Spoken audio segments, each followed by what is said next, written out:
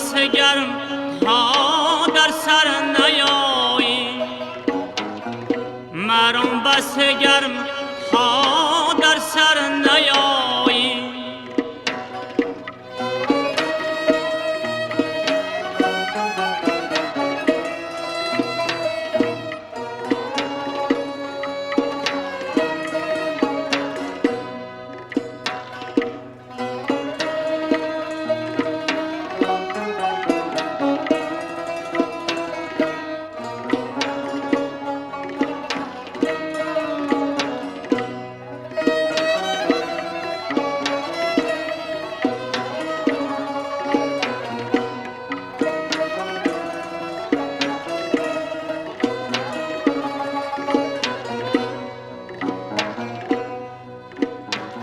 سخن بشنازی هر لفظی هنرجو،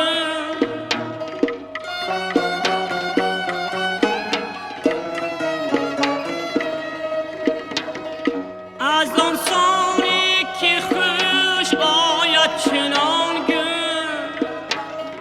به هر گفتار من ما پیش دستی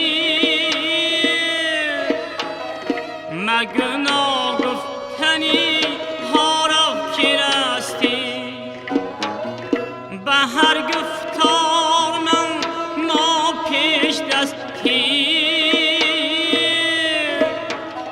مگو ناگفتنی ها را که رستی.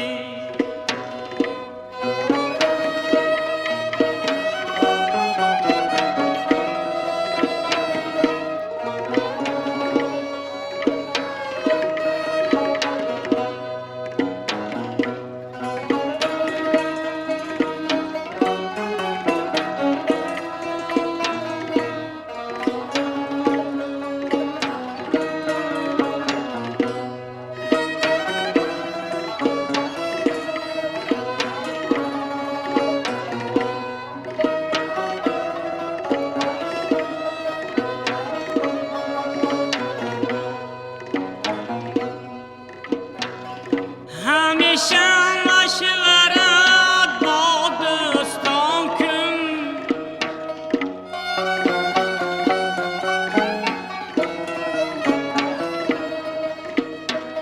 زی دشمن